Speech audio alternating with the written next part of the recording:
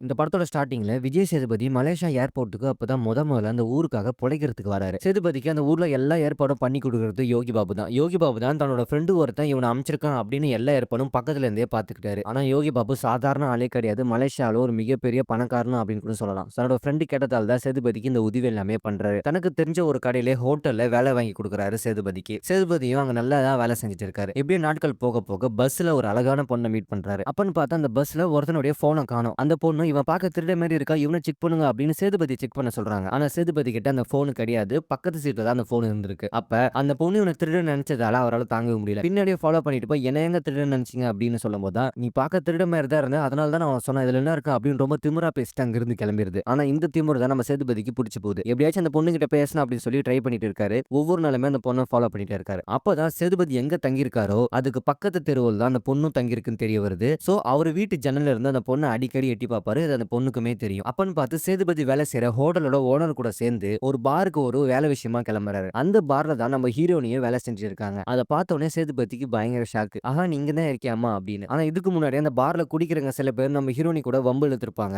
ஆனா இந்த விஷயம் ஹீரோக்கு தெரியாது. அப்பன்னு பார்த்து ஹீரோவோட ஓனர் கூடயும் அவர் வம்பு இழுக்குறாங்க. அவங்களும் ஒரு லேடி தான். ஆனா இத பார்த்த சேதுபதியால தாங்க முடியல. உடனே அடிச்சிடுறாரு. சோ இங்க ஒரு சின்னதா ஒரு சண்டை நடக்குது. அந்த சண்டையில ஹீரோயினி இம்ப்ரெஸ் ஆயிடுறாங்க. இதுக்கு முன்னாடி ஹீரோயினிய வேற இவங்க ஹெல்ப் பண்ணிருக்காங்க விஷயம் சேதுபதிக்கு தெரிஞ்ச உடனே இன்னும் 2 வெறித்தனமா அடிக்கிறாரு. சோ தனக்காக தான் அவன் அடிக்கிறான். அது மட்டும் இல்லாம ரொம்ப நல்லவனாவே இருக்கான் அப்படின்னு லைட்டா சேதுபதி மேல ஹீரோயினிக்கு இம்ப்ரெஸும் வந்துருது. இந்த சம்பவத்துக்கு பிறகு ஹீரோயினி அடிக்கடி ஹீரோவ பாக்குறாங்க. இவங்க 2 பேரும் வெளிய சுத்துறாங்க, ஜாலியா பேசுறாங்க. ஒரு கட்டத்துக்கு மேல ஒரு ஓரளவுக்கு ஒரு புனிதமான ஒரு அன்பு ஒண்ணு அங்க உண்டாகுது. ஆனா ஹீரோயினியோட வாழ்க்கை அந்த அளவுக்கு நிம்மதியா கிடையாது. அவங்களோட அம்மா 2வது கல்யாணம் பண்ணியிருப்பாங்க. சோ அந்த அப்பா கூட தான் நம்ம ஹீரோயினி இப்ப தங்கிட்டு இருக்காங்க. அவனும் இப்ப ஒரு போலீஸா இருக்கான். ஹீரோயினி கஷ்டப்பட்டு சம்பாதிக்கிற பணத்த புடுங்கி தின்னுட்டு தான் அவன் வாழ்ந்துட்டே இருக்கான். சோ அப்படி ஒரு மோசமான போலீஸ்காரனா தான் அவன் இருக்கான். சோ இந்த மாதிரியான ஒரு சமயத்துல நம்ம ஹீரோ வந்து ஒரு துணி கடையிலயும் வேலை செய்வாங்க. அந்த துணி கடையில துணிய வித்தா தான் அவங்களுக்கு வந்து டாஸ்க் கம்ப்ளீட் ஆகும். அப்பதான் அவங்களுக்கு சம்பளம் கிடைக்கும். சோ ரொம்ப மாசமா அவங்க டாஸ்க் கம்ப்ளீட் பண்ணாமயே இருக்காங்க. சோ இதனால அந்த ஓனரும் உன்ன வேலைய விட்டு தூக்குறேன். நீ டாஸ்க் கம்ப்ளீட் பண்ணல அப்படின்னு சொல்லி மிரட்டிடுறாரு. ஒரு கட்டத்துக்கு மேல அவங்களுக்கு என்ன பண்றதுன்னு தெரியல. அப்பதான் சேதுபதி ஹீரோனிய பார்க்க அந்த கடைக்கு போறாரு. ஏற்கனவே அவங்க டென்ஷன்ல இருக்காங்க.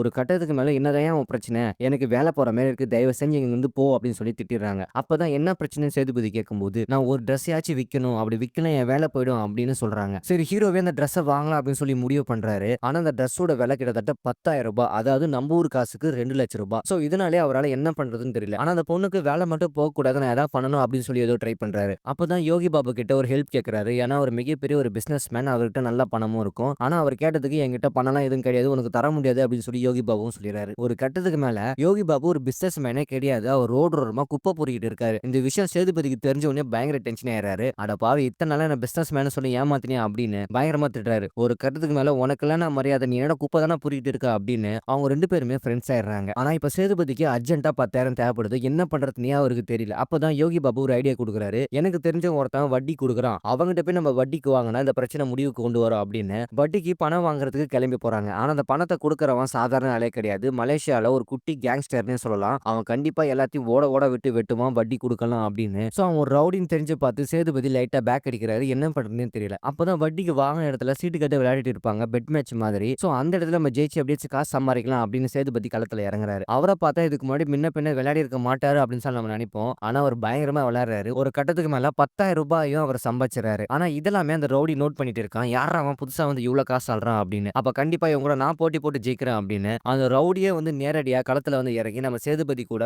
சீட்டு கட்டி விளையாட ஆரம்பிக்கிறான். ஆனா இந்த விளையாட்டுல கூட நம்ம சேதுபதி தான் ஜெயிச்சிட்டே இருக்காரு. ஒரு கட்டத்துக்கு மேல ரவுடிக்கு பயங்கர டென்ஷன் ஆகுது. சரி கடைசியா ரவுடி ஒரு முடிக்கு வராரு. நான் உன்கிட்ட 2,00,00,000 பெட் கட்டுறேன். இந்த பணத்த மட்டும் நீ ஜெயிச்சிட்டனா நீ தாராளமா வீட்டுக்கு கொண்டு போகலாம் அப்படின்னு சேதுபதிக்கு ஆசைய காட்டுறாரு. சோ நம்ம ஹீரோக்கு என்ன பண்றதுன்னு தெரியல. ஆஹா ஜெயிச்சா 2,00,00,000 அப்படின்னு சீட்டு கட்ட விளையாட ஆரம்பிக்கிறாங்க. ஒரு கட்டத்துக்கு மேல சேதுபதி தான் ஜெயிக்கிற மாரி இருக்காரு. ஆனா எப்படியோ நம்ம ரவுடி ஜெயிச்சுறாரு. இப்ப ரூ. 2,00,00,000 நம்ம சேதுபதி அந்த ரவுடிக்கு கடன்காரனா ஆறாரு. கடன திருப்பி குடுக்கணும். அப்படி குடுக்கலனா உன் தலைய வந்து வெட்டுவேன்டா அப்படின்னு சொல்லி மிரட்டுறாரு. ஒரு வாரம் தான் டைம் குடுத்திருக்காரு. அப்பதான் சேதுபதிக்கு ஒரு விஷயம் புரிய வருது. எப்படி ஒரே சீட்டுக்குள்ள 2 நம்பர் கூடிய 2 கார்டு இருக்கும் அப்படின்னு அவர் குழப்பத்துல இருக்காரு. அப்பதான் ரவுடி ஏமாத்தி என்ன ஜெயிச்சிருக்கான் அப்படின்னு ஒரு விஷயம் தெரிய வருது. நான் ஏமாத்தி தான்டா ஜெயிச்சிருக்கேன். இருந்தாலும் நீ பணத்த குடுக்கணும் அப்படின்னு அக்ரீமெண்ட்ல கன் பாயிண்ட்ல கையெழுத்து வாங்கிட்டு அவர் அனுப்பிச்சு விட்டுறாரு. நம்ம ஹீரோக்கு பயங்கர டென்ஷன் ஆயிருது. அவரால எதுவுமே பண்ண முடியாமவும் போயிருது. ஒரு கட்டத்துக்கு மேல அவன நான் பழி வாங்கணும்டா அப்படின்னு சேதுபதி மனசுக்குள்ளே நினைச்சிட்டு இருக்காரு. ஒரு பக்கம் ஹீரோனிக்கு வேலை போகாம இருக்க அவங்களுக்கு 10,000 தேவைப்படுது. இன்னொரு பக்கம் சீட்டு கட்டுல தோத்து இவங்களுக்கு 2,00,00,000 வேற குடுக்கணும். ஏகப்பட்ட பிரச்சனையில மாட்டிட்டு இருக்காரு நம்ம சேதுபதி. அப்பதான் ஹீரோ ஒரு ஐடியா பண்றாரு. இதுக்கப்புறம் நம்ம உழைச்சுலாம் சம்பாதிக்க முடியாது. எங்கன்னா திருடி தான் சம்பாதிக்கணும் அப்படின்னு பக்கத்துல இருக்கிற ஒரு பேங்க் கொள்ளையடிக்க அவர் ஏற்பாடு பண்றாரு. பண்றாரு. ஆனா இந்த விஷயம் யோகி பாபு தெரிஞ்சு, "ஏன்டா நீயே ஒரு சாதாரண ஆளு. இதெல்லாம் எப்படி பண்ணுவேன்னு?" சொல்லி கேட்கறாரு. ஆனா ஹீரோ இதுக்கு முன்னாடி என்ன பண்ணிட்டு இருந்தாரு அப்படின்னு சொல்லி யாருக்குமே தெரியாது. ஆனா ஹீரோவும் எந்த பிரச்சனையும் இல்ல. நான் பண்ணி காட்டுறேன். இதுக்கு முன்னாடி நான் பிளான் பண்ணிட்டேன் அப்படின்னு பக்காவா அந்த பேங்க்குக்கு கொண்டு வர பண வண்டிய திருடுத அவர் பிளான் பண்ணிட்டாரு. சொன்ன மாதிரியே அங்க எல்லா ஏற்பாடும் பண்ணி அந்த பேங்க்ல இருக்கிற பண வண்டிய அவர் கொள்ளடிக்கிறாரு. அந்த சமயம் பார்த்து போலீஸ்காரங்களுக்கு இந்த விஷயம் தெரிய வருது. உடனே போலீஸ்காரங்களும் அங்க வரும்போது ஒரே ஒரு போலீஸ மட்டும் துப்பாக்கியில சுட்டுட்டு அங்கிருந்து தப்பிச்சிடுறாரு. ஆனா அந்த துப்பாக்கியில சுடப்பட்ட போலீஸ் நம்ம ஹீரோவோட முகத்தையும் பார்த்துடுறாரு. சோ இதனால பிரச்சனை இன்னும் 2 பெருசாகும் அப்படின்னு சொல்லி பார்த்தா, நம்ம ஹீரோ பக்காவா ஸ்கெட்ச் போடுறதால ஓரளவுக்கு அவர் மிஸ் ஆயிட்டாருன்னே சொல்லலாம். சோ மொத்த மலேசியாவுக்கு இந்த விஷயம் தெரிய வருது. ஒரு பேங்க்ல கொள்ளடிச்சிட்டாங்க அப்படின்னு போலீஸ் இந்த கேஸ எடுத்து விசாரிக்கிறாங்க.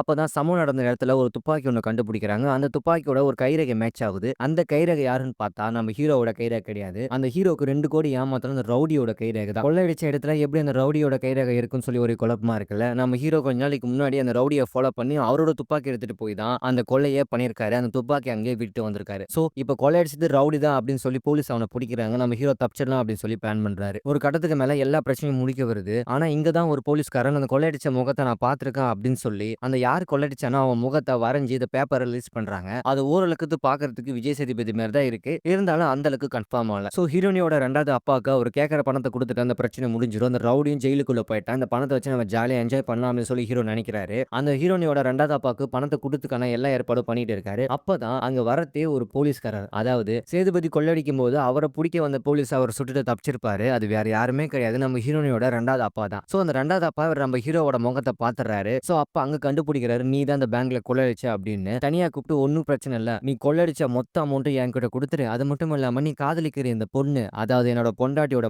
பொண்ணு. அந்த பொண்ண என்கிட்ட குடுத்துட்டு நீ பாட்டுக்கு போயிட்டே இரு அப்படின்னு அந்த பொண்ணையும் சீரியலைக்க அவரு பார்க்குறாரு. ஹீரோவால அத தாங்கிட்டு சும்மா இருக்க முடியல. சரி எல்லாத்துக்கும் ஓகே சொல்லிட்டு அங்கிருந்து கிளம்புறாரு. இந்த சமயம் பார்த்து ரவுடியும் ரிலீஸ் ஆகி தற்செயலா யோகி பாபா பார்க்குறான். அப்ப யோகி பாபா ஆஹா இந்த விஷயமா தான் புடிக்க வராங்க அப்படின்னு பேங்க் ராபரி பத்தி எல்லா விஷயத்தையும் யோகி பாபு உளறிறான். அப்ப ரவுடிக்கு ஒரு விஷயம் தெரிய வருது. என்னோட கன்ன எடுத்துட்டு போய் தான் என்ன மாட்ட விட்டுருக்கான் அப்படின்னு சொல்லி எப்படியாச்சும் அவன புடிச்சு அங்கிட்டு இருக்கிற மொத்த பணத்தையும் நான் எடுத்தாகணும் அப்படின்னு ரவுடியும் ஒரு பிளான் பண்றான். ஒரு பக்கம் ஹீரோனியோட 2வது அப்பா அதாவது போலீஸ்காரர், இன்னொரு பக்கம் அந்த ரவுடி. இந்த 2 பேத்துக்குமே அந்த கொள்ளையடிச்ச பணத்த முழுசா கேட்கறாங்க. நம்ம ஹீரோக்கு என்ன பண்றதுன்னு தெரியல. அப்படி பணத்த குடுத்தா கூட கண்டிப்பா இவங்க சும்மா விட மாட்டாங்க. போலீஸ் கிட்ட மாட்டி விட்டுருப்பாங்க. இவன் தான் கொள்ளையடிச்சா அப்படின்னு மூஞ்சி ரிவீல் பண்ணிடுவாங்க. சோ ஒரே பிரச்சனை தான். அப்பதான் சேதுபதி ஒரு பயங்கரமான ஒரு பிளானிங் பண்றாரு. சோ இந்த பிளான் படி பண்ணா நம்ம எல்லாருமே சேஃப் ஆயிடலாம் அப்படின்னு ஹீரோனி இதுக்கு ஒத்துக்குறாங்க. யோகி பாபு எல்லாருமே சேர்ந்து இந்த பக்காவா அந்த ஸ்கெட்ச முடிக்கிறாங்க. சேதுபதி ரவுடிக்கு ஃபோன் பண்ணி ஒண்ணும் பிரச்சனை இல்ல. நான் சொல்ற இடத்துக்கு வா. இங்க வந்து நீ பணத்த வாங்கிட்டு போ அப்படின்னு சொல்றாரு. அந்த போலீஸ்காரனும் நான் 10 மணிக்கு பணம் குடுக்குறேன் அப்படின்னு சொல்லி அவர்கிட்டயும் சொல்லிடுறாரு. அந்த சமயம் பார்த்து ஹீரோனியும் போலீஸ் ஸ்டேஷனுக்கு போய் என்னோட 2வது அப்பா என்ன பயங்கரமா டார்ச்சர் பண்றாரு, என்ன அடிக்கிறாரு அப்படின்னு சொல்லி கம்ப்ளைண்ட் குடுக்குறாங்க. ஹீரோனி போலீஸ கூப்பிட்டு அவங்க வீட்டுக்கு வந்துட்டு இருக்காங்க. அதே வீட்ல தான் ரவுடியும் வந்துட்டு இருக்கான். சோ ரவுடி முதல்ல வந்த உடனே நம்ம சேதுபதிக்கும் ரவுடிக்கும் பயங்கரமா சண்டை நடக்குது. ஒரு கட்டத்துக்கு மேல சேதுபதி எல்லா ரவுடியும் கொலை பண்ணிட்டு அந்த பணத்த அங்கேயே விட்டுறான். அப்ப அந்த போலீஸ்காரனுக்கும் நான் பணம் தந்துடுறேன் அப்படின்னு சொல்லி சொல்லியிருப்பாரு நம்ம ஹீரோ. அங்க வந்து பார்த்த உடனே தான் நீ கேட்ட பணம் அப்படின்னு சொல்லி அந்த பணத்த திருப்பி குடுக்குறாரு. அந்த சமயம் பார்த்து சேதுபதியும் அங்கிருந்து தப்பிச்சு போயிடுறாரு. இப்ப